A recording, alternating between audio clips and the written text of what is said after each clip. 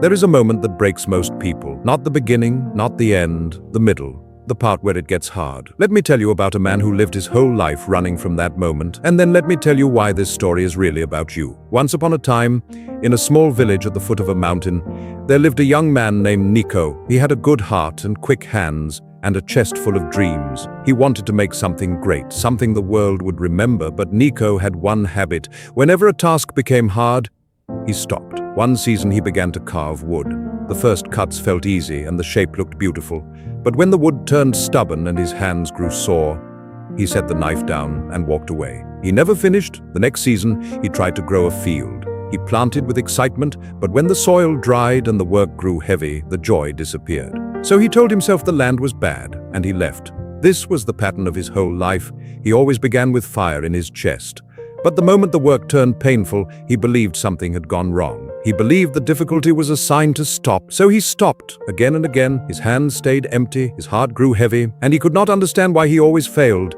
One evening, tired of himself, Niko walked past an old blacksmith's forge at the edge of the village. The fire inside glowed orange against the falling night. An elder stood at the anvil, and seeing the sadness on Niko's face, he called him in. The elder said nothing at first. He simply reached into a pile and pulled out a lump of iron, dull, gray, twisted, ugly. "Watch," he said. He pushed the iron deep into the fire until it glowed white hot. He laid it on the anvil and struck it again and again until sparks flew and the metal bent and cracked. Then he plunged it hissing into cold water and steam rose like a cloud.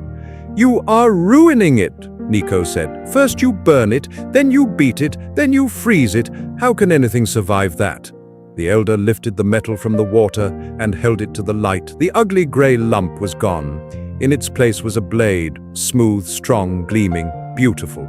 He placed it gently in Niko's hands and said, "Every blow you thought was destroying it was shaping it."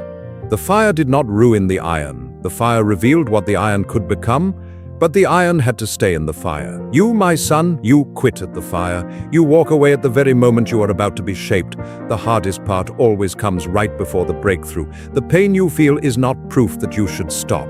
It is proof that you are close. And in that small glowing forge, something inside Niko finally changed. Now stop for a moment, because this was never really a story about Niko. It's about you. Think about the things you started with your whole heart. The plan, the dream, the version of your life you could see so clearly in the beginning. You felt that fire too, didn't you? And then somewhere along the way it got hard, harder than you expected. And quietly, a voice inside you whispered that maybe this wasn't meant for you. Maybe you weren't good enough. Maybe it was time to stop. So you stopped and you carried the weight of it.